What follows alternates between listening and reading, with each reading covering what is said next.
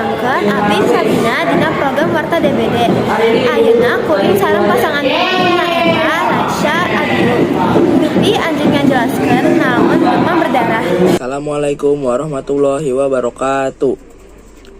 Wilujeng anjing rerencengan sasarengan sareng tim Warta 8 unggulan 6. Hoyong ngadugikeun perkawis panyawat DBD anu teu asing didengerkeun.